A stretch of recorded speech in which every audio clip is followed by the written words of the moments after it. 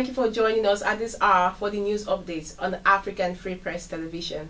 I am Momo Bassey. The Nigerian army has killed 10 Boko Haram terrorists while arresting 5 others as they repelled terror attacks in an ambush at Faljari village between towns of Mafa and Dikwa in Borno State. Spokesman for the Nigerian army, Colonel Usman Kukasheka, had issued a statement on Sunday saying a soldier was killed while an officer and 4 other soldiers sustained gunshot wounds. He also said that the terrorists have been sent for interrogation while the remains of the killed soldiers and wounded ones have been evacuated to Maiduguri.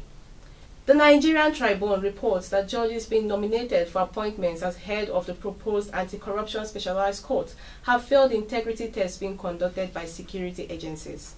The major criteria was that the nominee must be a bold judge that does not give sentimental judgment, and also the judge must have less judgments thrown out of the Court of Appeal. 100 judges selected by courts across the country by the leadership of the judiciary were placed before security agencies for deeper look into their stewardship before the final pick for the sensitive assignments. The governor for Rivers State, Nyesom Wike, through his media aide Mr. Opunabo Nkotaria, has called upon former Rivers State Governor Rotimi Amechi to appear before the commission headed by Justice G. Omereji to probe his administration. Governor Nyesom Wike had on several occasions publicly indicted Mr. Amechi of corruption.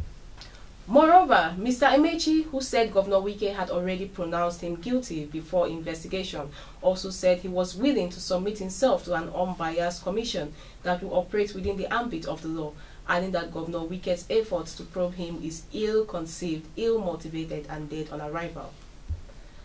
Likewise, Rotimi Amechi has written to Babcock Bank in Minnesota in the United States stating that the sum of $757 million domiciled in an account in his name was unauthorized by him in error from a Rivers State government account with Access Bank PLC.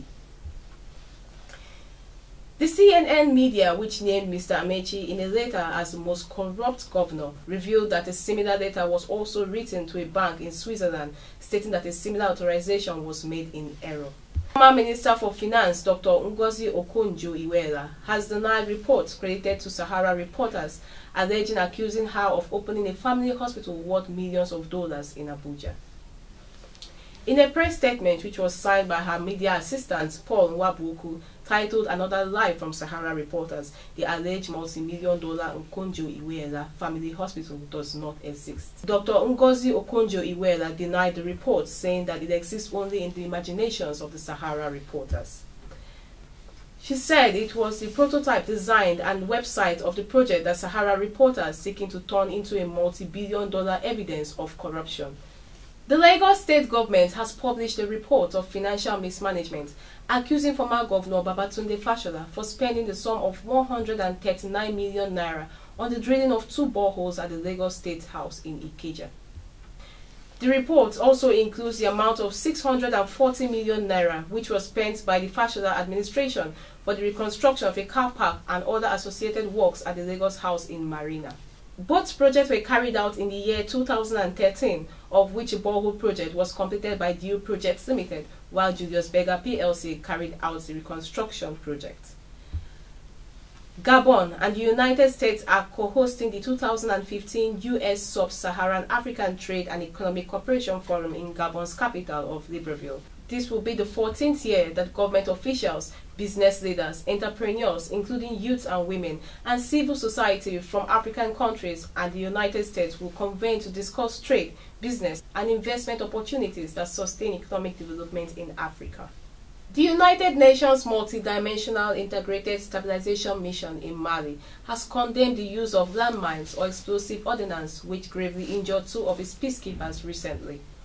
The United Nations Integrated Stabilization Mission in Mali strongly issued a press statement condemning such acts aimed at paralyzing its operations in Mali, which has negative impacts on UN personnel or innocent civilians. The UN mission's vehicle escorting a logistic convoy hit a mine or an explosive device on the axis Ansong-Menaka, about 70 kilometers east of Ansongo.